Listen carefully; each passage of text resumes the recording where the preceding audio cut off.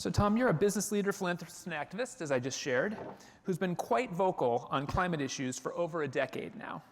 And I'd like to know, just off the top, where do you see the human society with respect to the climate crisis? So if you look at the information that's been coming out over the last 5 months in 2023, the information from the natural world is pretty consistently worse than expected, both in terms of the pace of warming for a variety of reasons, including the fact that we're cleaning up aerosols from the air, which in fact have slowed the pace of climate change, but also to the speed with which the glaciers in Greenland and West Antarctica are melting.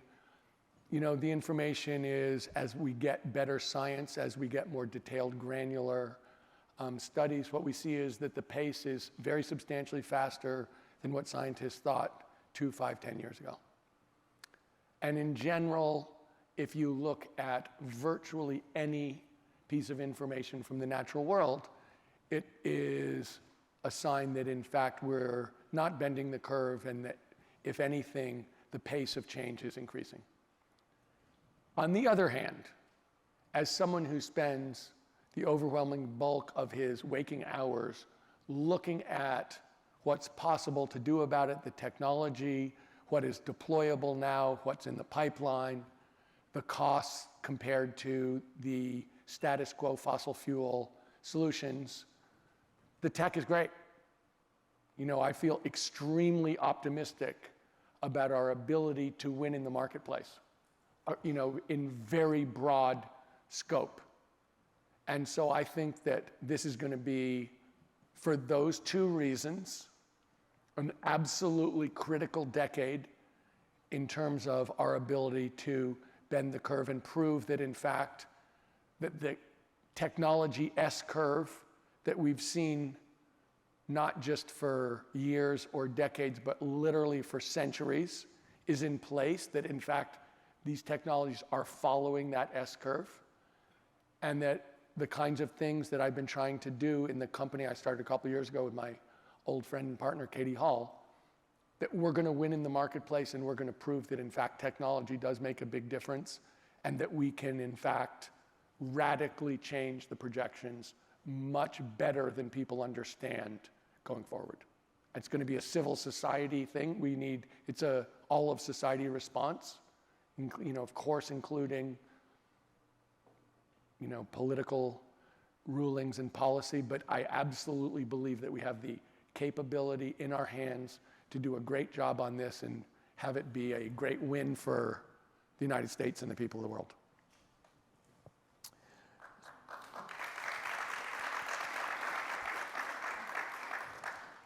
So you've been quite vocal on climate issues for over a decade now. I'm just going to go a little bit through your journey. In 2009, you started funding nonpartisan research institutions at Stanford and Yale.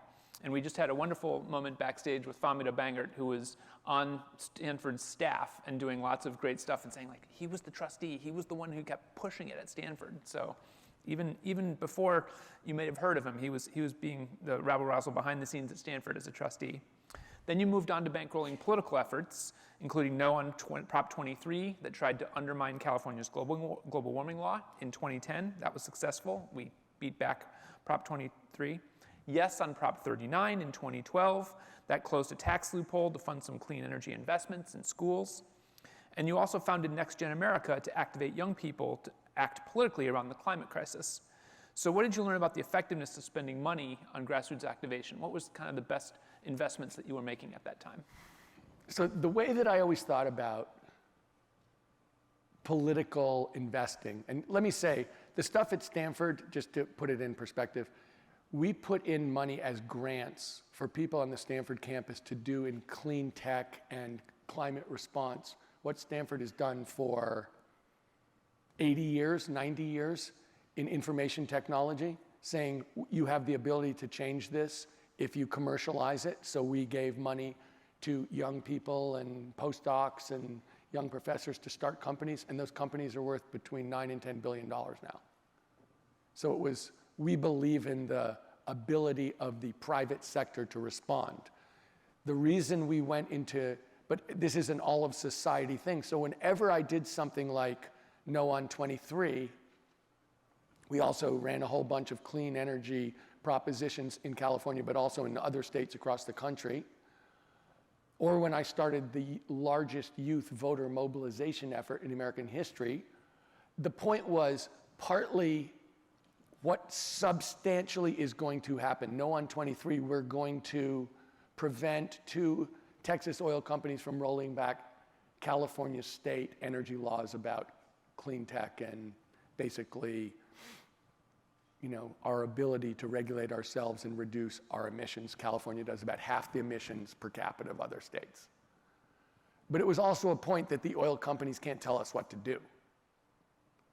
In terms of young people voting, it is to have people vote who care about climate.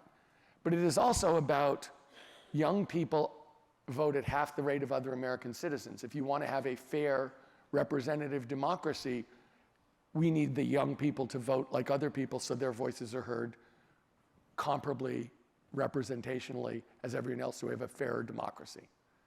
So in every case, we were trying to do something substantive, but also something that had a message to it that people might not draw or they might draw. We'd try and make the point, but a lot of times people didn't pay attention to it.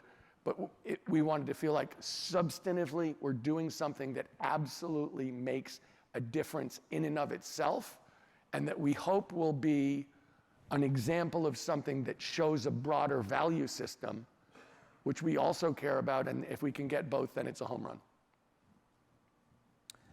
So let's transition to the current day. So you decided to co-found Galvanized Climate Solutions, which you just mentioned. What does this investment firm do, and why did you choose this as your next step?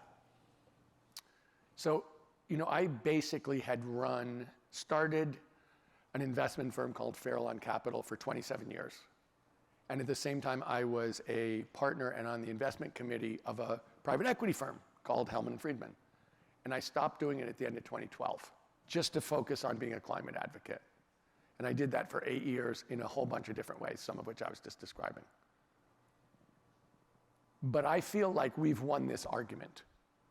If you poll people in the United States of America, if you poll registered Republicans in America, and you ask them, should the government make a robust climate response? Depending on how you ask the question, which of course matters in polls, between 57 and 75% of registered Republicans will say yes. And there's always going to be people who say no. I mean, if you do you believe in evolution? 20% of Americans say no. So you're not getting them. They've had a chance to decide whether they believe in evolution. They've had a chance to decide whether they believe in a climate response. They've decided not to. So I felt like really what we need to do is what I was saying at the outset when Tim asked me, how do you see this whole problem? It's like, we need to go into the marketplace and win. That's actually what we need to do. We need to execute on our capabilities on a broad scale and win. And we need to do that, as fast as we can, as big as we can, and scale as broadly as we can. That's the goal. So I felt like, look, I'm a professional investor. I did it for more than 30 years. Okay? This is something that I actually have spent a lot of time trying to understand the scope of this problem, what causes it, what are the different verticals that are important, how tough is it to address them, what are the implications? And I felt like, okay, so it seems like that is an opportunity to pull together the last 40 years of my life and see if I can make a difference in something that I am, of course, incredibly committed to. And, to me, it's, can we broadly bring expertise and money to solve this problem across the investment, across the scope of investment activities? And so that's what we're trying to do. So let's focus in on real estate. We've got as the title of this, the State of Sustainable Housing Innovation. We at the Silicon Valley Leadership Group now have housing and transportation and energy and environment all under sustainable growth, and housing policy is climate policy as far as I'm concerned. But I want to focus on sustainable real estate investments. Why real estate, and what kind of investments are you making in this sector? So,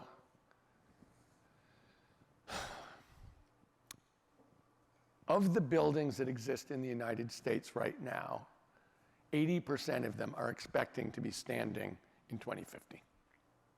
Real estate is, depending on how you count it, somewhere between a large and a huge emitter of greenhouse gases. So in order for us to, there are 6 big verticals, the built environment's one of them.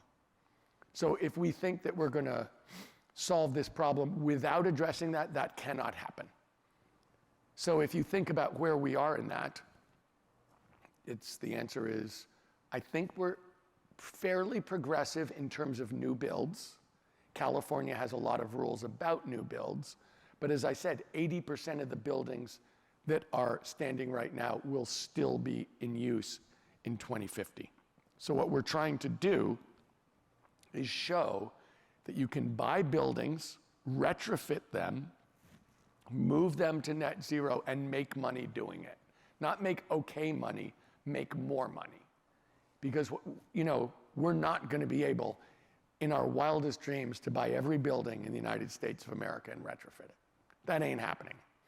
What we need to do is show that if you know what you're doing, that there's a playbook to do it that increases your net operating income, increases your attractiveness to tenants, and therefore makes the building more valuable, so that it's better than not doing it. And so, as I said 2 minutes ago, this is about winning in the marketplace. That's what this is about. And everything is about that. So from our standpoint, we need to get better investment returns than other people because we're doing this. And so, of course, we have to do all the normal real estate things. And let me say, one of the things we're not thinking about doing is, when you think about commercial real estate, a lot of people think that what commercial real estate is office buildings. Well, obviously, that's in a huge state of flux. So we're very specifically not addressing that market. So you have said that every company in the future will be a climate company. What do you mean by that?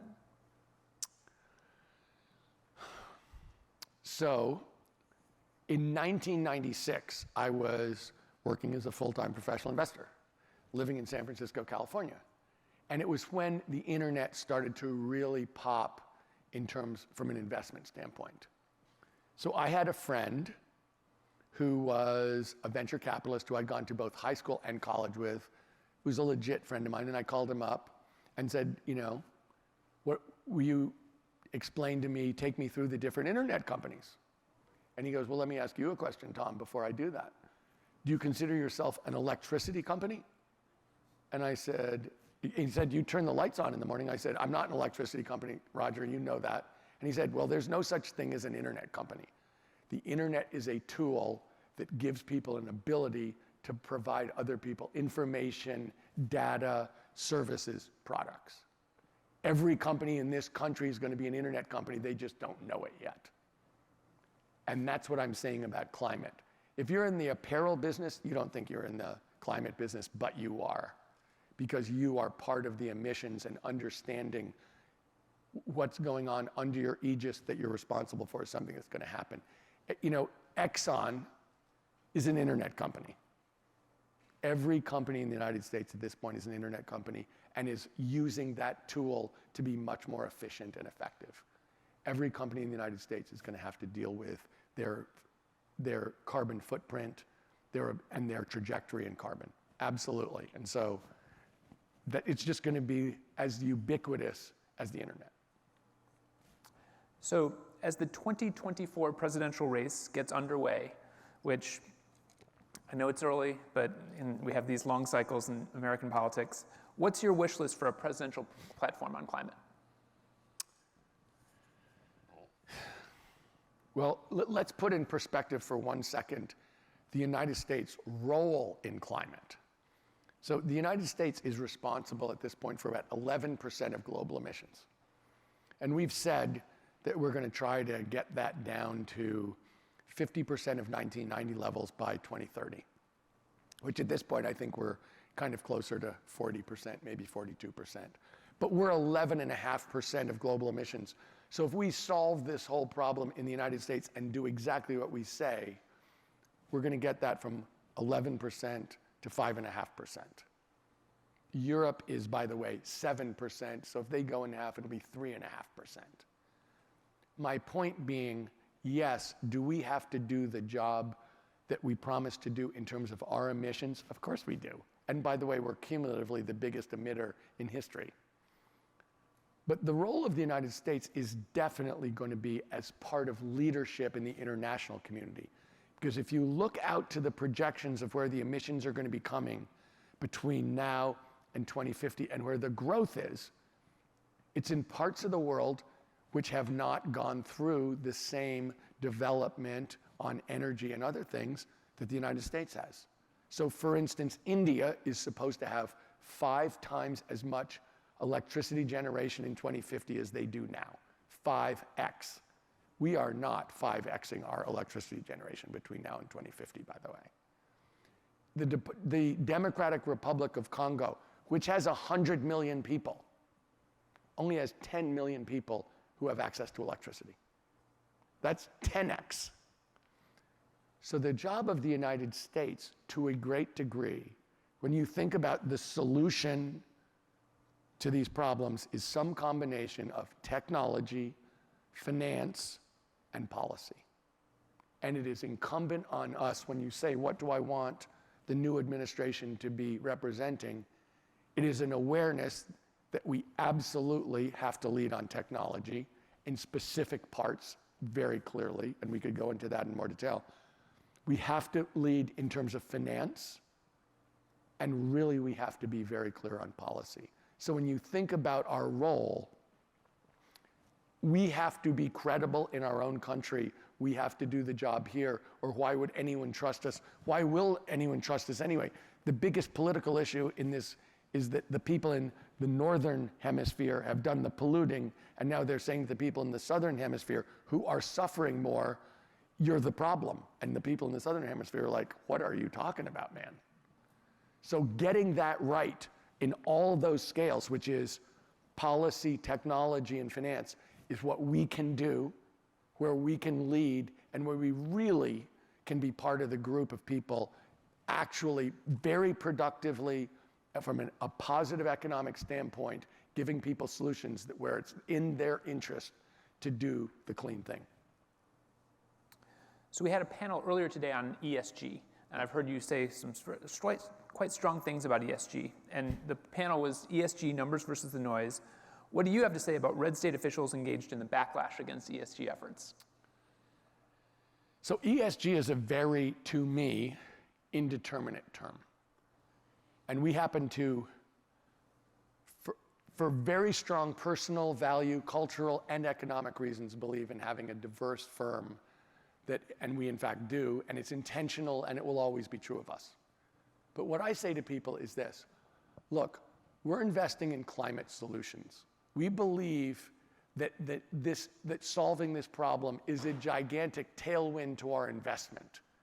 That it's an absolutely crucial need, which means that the ability for us to scale and the necessity for us to scale these investments is overwhelming.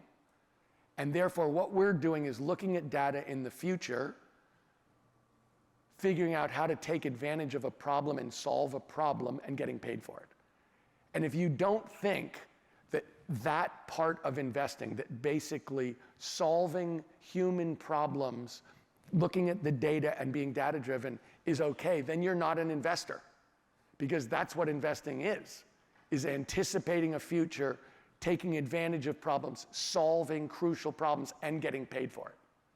And so if you want to pass a law that says you're not allowed to look into the future and anticipate the future, you're basically saying you can't be an investor, which is just dumb. Knew we'd get to a good point on that, but agreed. So last question, this has gone fast. Our audience includes Silicon Valley business executives, nonprofit executives, and local elected officials and staff. And what message do you have for each of these groups when it comes to how should we be addressing the climate crisis? What role can they play? Look, I think this is an all of society response. I also believe, so I think everybody, I say to people, if you're a banker, you should be a banker with an eye to climate. That should be in your head. If you're a recruiter, that should be in your head. If, everybody in this society is going to have to take into account the need for us to come together around this. So I see this for all the people. I've got 4 kids, and they do different things, but everything that they're doing at some level, they have an awareness of this. One of them's a pediatrician, but in how they vote, in how they use, in their personal lives, in terms of how they work professionally. I view this as an amazing, personally, but also as a Californian and as American, I view this as an amazing opportunity for me and for us. Because, look, we're obviously living in a very divided society, multiple ways. And we have a huge task ahead of us, which we absolutely can succeed in. And that rather than talking, if we go about together solving this problem, that is what actually brings people together. And this is exactly what the United States was built for. Stepping up and doing the right thing in the pinch. So I'm a huge fan of responding to this as a gigantic opportunity for us, definitely from a business sense, because I'm a Stanford MBA, I believe in capitalism, but also very much from a civic sense and a human sense about our society in terms of we as a society can solve this together, and that it will be a reinforcement of the deepest values we have. I think that's an excellent note to end on. So let's thank Tom yet again for his time today. Thank you. Thanks, Tim.